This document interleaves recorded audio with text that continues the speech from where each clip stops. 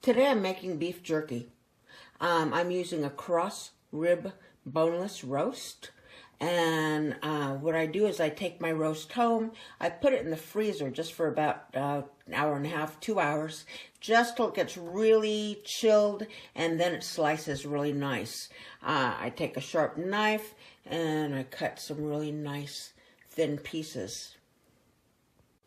To my meat I add soy sauce, Worcestershire sauce, a very little salt, pepper. You can add red pepper flakes, onion powder, garlic powder, whatever seasonings that or flavors that you like in your beef jerky you can add. If you like a little teriyaki, you can add that also. Then I let my meat just sit and marinate for a couple of hours, and then I get it into the dehydrator.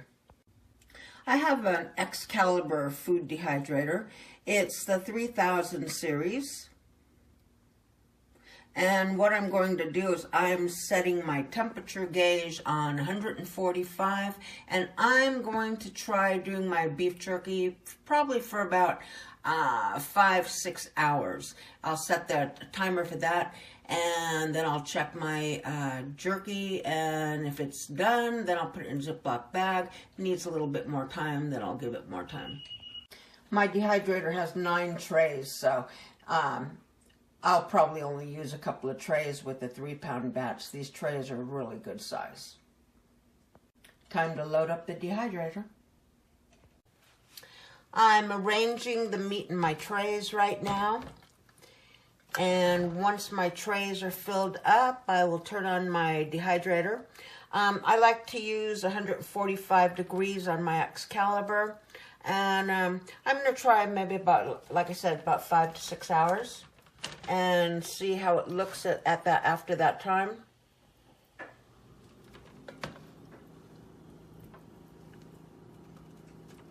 And it looks like I'm going to get a couple of trays out of this. These trays are really good size. I've had this dehydrator for quite a few years, and if you're interested in doing any food dehydration, I really highly recommend the Excalibur.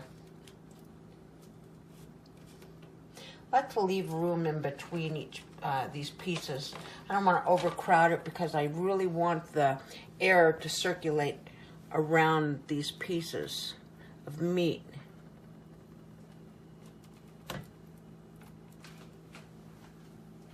First tray is going in.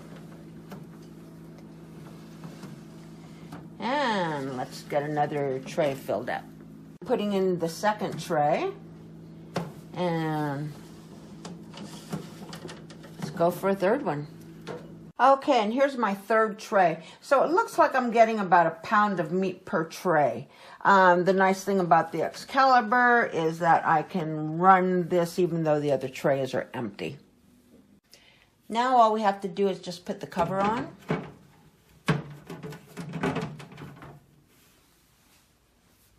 Now that my cover is on, I'm setting my temperature gauge at 145 degrees, and I'm going to set my timer at 6 hours.